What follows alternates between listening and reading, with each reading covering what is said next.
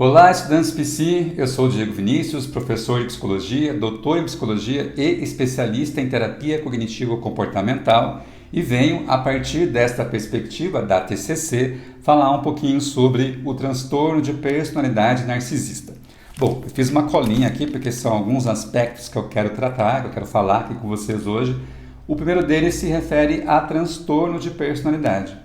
Que nessa perspectiva a gente vai entender quando o comportamento do sujeito é disfuncional.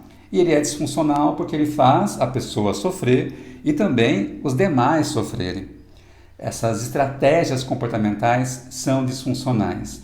E também é um sujeito que não aprende com a experiência e se mantém em alguns comportamentos por diferentes períodos e contextos. É como se ele tivesse um jeito de se comportar e se comportasse dessa mesma forma, muitas vezes rígida, em diferentes contextos e períodos. Bom, é importante destacar que na TCC a gente vai falar sobre a perspectiva das crenças, as crenças centrais, intermediárias, esquemas, pensamentos automáticos, para fazer a conceitualização cognitiva e no caso do narcisismo, a gente vai entender que essas crenças muitas vezes são crenças que, na verdade, o colocam como ser inferior. Ele se percebe como inferior, se percebe como fracassado e, a partir disso, desenvolve estratégias comportamentais compensatórias para inferiorizar os demais. E aí é até um contraponto, né, nessa perspectiva do narcisismo. Bom, tem dois livros importantes que eu indico para a leitura sobre esse tema. O livro da Judith Beck, TCC para Desafios Clínicos, e o livro do Aaron Beck, TCC para os Transtornos de Personalidade. Nesses dois livros, eles apresentam como a TCC vai identificar o transtorno narcisista, o transtorno de personalidade narcisista e outros também, né?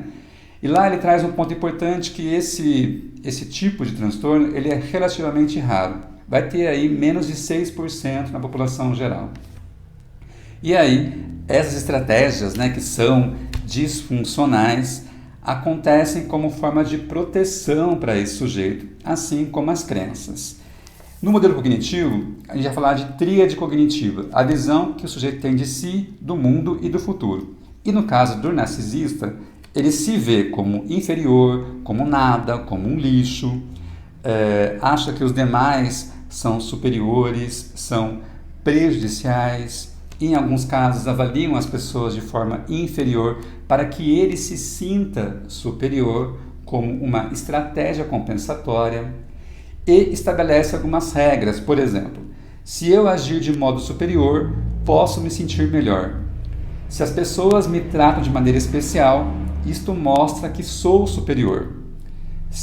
Se eu controlar os outros e inferiorizá-los, posso me sentir superior. Então aqui a gente identifica as regras, as crenças intermediárias dessas pessoas com transtorno de personalidade narcisista.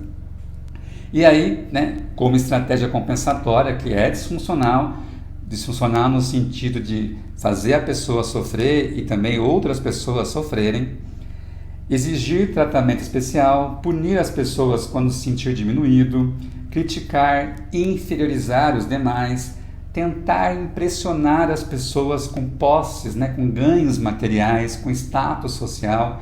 Isso é muito característico de pessoas narcisistas. E também na TCC, né, o próprio Beck fala sobre isso. A gente vai falar também sobre os esquemas que são desadaptativos. Quais são esses esquemas que a pessoa desenvolve ou vai aprendendo ao longo da experiência? Na verdade, né, não vai aprendendo, né? Ela vai internalizando ali ao longo da experiência. Esquemas de imperfeição, vergonha, privação emocional, fracasso e desconfiança.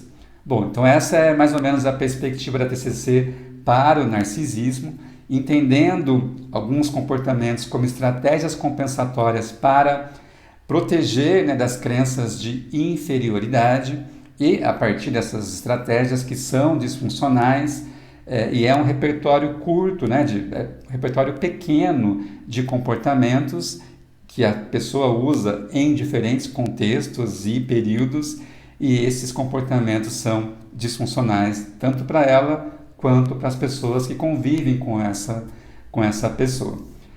E aí, no trabalho de identificação, de avaliação, tem algumas entrevistas, né, ou testes, né, questionários que a gente pode usar para avaliação, como, por exemplo, o questionário de identificação de crenças, que vai poder identificar, então, né, que crenças que esse sujeito tem e poder classificar de acordo com os transtornos de personalidade.